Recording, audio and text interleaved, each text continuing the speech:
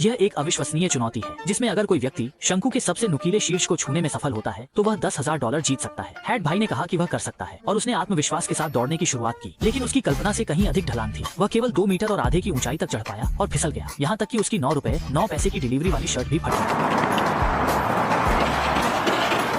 लोगों ने सोचा कि दौड़ने की गति स्पष्ट रूप से पर्याप्त नहीं है, इसलिए उन्होंने एक नया तरीका अपनाने का निर्णय लिया और साइकिल का उपयोग करके गति बढ़ाने की कोशिश की। एक भाई ने 2 मील दूर से साइकिल चलाई। साइकिल से चिंगारियां निकल रही थीं, लेकिन अंततः वह 3 मीटर से 2 मीटर आधे की ऊंचाई पर पहुंचकर असफल हो गया। अब तो साइकिल भी काम नहीं कर रही थी। सभी ने मन ही मन बुदबुदाया कि इस शंकु चुनौती को डिजाइन करने वाला सच में फावन है। तभी स्टॉप प्रॉफिट भाई उत्साहित होकर बोला कि वह भी कोशिश करना चाहता है।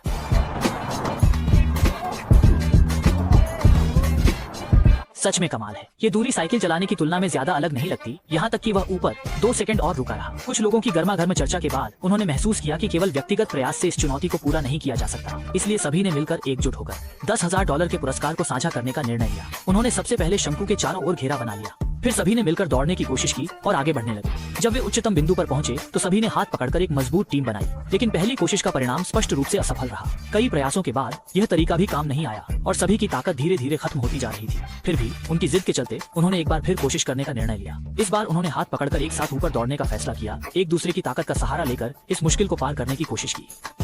हाँ, कुछ ऐसा ही ऐसा है। सीधे दौड़ो, हेलो, चलो चलो चलो। जैसे ही वे दौड़ने लगे, सबसे वफादार भाई दबाव नहीं सह सका और अंततः उसे अपने हाथ छोड़ने पड़े। इसलिए उन्होंने एक नया तरीका अपनाने का निर्णय लिया। इस बार उन्होंने एक दूसरे पर चढ़ने का तरीका सोचा। सभी एक एक करके जमीन पर लेट गए। फिर पीछे वाला व्यक्ति सावधानी से आगे वाले के कंधे पर कदम रखता गया और इस तरह एक एक करके टॉवर की चोटी की ओर बढ़ते गए, जिससे एक मानव श्रृंखला बन गई।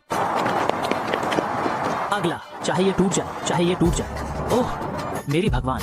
लेकिन सबसे नीचे वाला व्यक्ति सभी वजन और दबाव को सहन करने के लिए मजबूर है, जैसे वह पूरे टॉवर की नींव बन गया हो। लेकिन जैसे जैसे ऊंचाई बढ़ती गई, स्थिति और भी गंभीर होती गई। सबसे ऊपर वाला व्यक्ति के पास कोई सहारा नहीं था। उसका शरीर झूलने लगा और उसकी घबराई हुई छोटी सी चेहरे की भावनाएं देखकर ऐसा लग रहा था कि वह कभी भी गिर सकता है। ओह, हम गिरने वाले हैं। परिणाम स्वरूप 2 सेकंड और आधे तक भी नहीं टिक पाए। सबसे ऊपर वाला व्यक्ति गिर गया और सभी का मूड भी गिर गया। थोड़ी देर की समायोजन और चर्चा के बाद उन्होंने योजना को फिर से बनाने का निर्णय लिया और फिर से कोशिश करने का फैसला किया। इस बार सबसे ऊपर के 2 भाई ऊपर लेटने का विकल्प चुने। स्पष्ट रूप से इस बार उन्होंने एक बेहतर सहारा पाया, जिससे वे काफी स्थिर हो गए और परिणाम भी अपेक्षित था, क्योंकि भाई सफलतापूर्वक ऊपर चढ़ गया। इस पर सभी के चेहरे पर गर्व भरी मुस्कान थी। तभी स्टॉप प्रॉफिट भाई ने ऊपर की सामग्री पर ध्यान देना शुरू किया। जैसे ही उसने देखा, वह हैरान रह गया कि यह तो प्लास्टिक का बना है। इस खोज ने उसके दिल को एक झटका दिया और वह तुरंत ऊपर चढ़ने की हिम्मत नहीं कर सका। यह स्पष्ट था कि प्रोडक्शन टीम पैसे नहीं देना चाहती, क्योंकि अगर यह चीज टूट गई तो वह $10,000 का पुरस्कार तो चला ही जाएगा और साथ ही काफी मरम्मत का खर्च भी उठाना पड़ेगा।